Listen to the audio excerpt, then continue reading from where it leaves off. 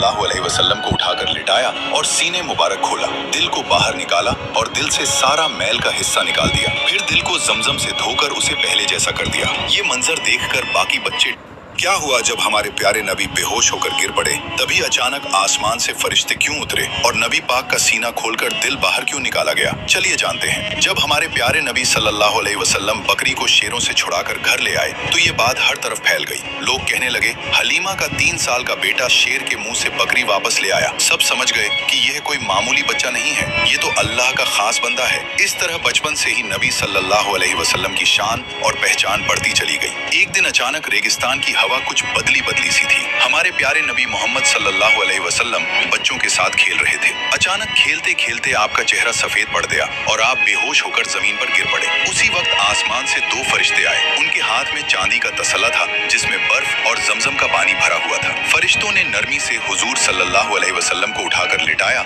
और सीने मुबारक खोला, दिल को बाहर निकाला और दिल से सारा मैल का हिस्सा निकाल दिया। फिर दिल को जमजम से धोकर उसे पहले जैसा कर दिया। ये मंजर देखकर बाकी बच्चे क्या हुआ जब हमारे प्यारे नबी बेहोश होकर गिर पड़े, तभी अचानक आसमान से फरिश्ते क्यों उतरे और नबी पाक का सीना खोलकर दिल बाहर क्यों निकाला गया, चलिए जानते हैं। जब हमारे प्यारे नबी सल्लल्लाहु अलैहि वसल्लम बकरी को शेरों से छुड़ाकर घर ले आए तो ये बात हर तरफ फैल गई। लोग कहने लगे, हलीमा का 3 साल का बेटा शेर के मुंह से बकरी वापस ले आया। सब समझ गए कि यह कोई मामूली बच्चा नहीं है, ये तो अल्लाह का खास बंदा है। इस तरह बचपन से ही नबी सल्लल्लाहु अलैहि वसल्लम की शान और पहचान बढ़ती चली गई। एक दिन अचानक रेगिस्तान की हवा कुछ बदली बदली सी थी। हमारे प्यारे नबी मोहम्मद सल्लल्लाहु अलैहि वसल्लम बच्चों के साथ खेल रहे थे। अचानक खेलते खेलते आपका चेहरा सफेद पड़ गया और आप बेहोश होकर जमीन पर गिर पड़े। उसी वक्त आसमान से 2 फरिश्ते आए। उनके हाथ में चांदी का तसला था जिसमें बर्फ और जमजम का पानी भरा हुआ था। फरिश्तों ने नरमी से हुजूर सल्लल्लाहु अलैहि वसल्लम को उठाकर लिटाया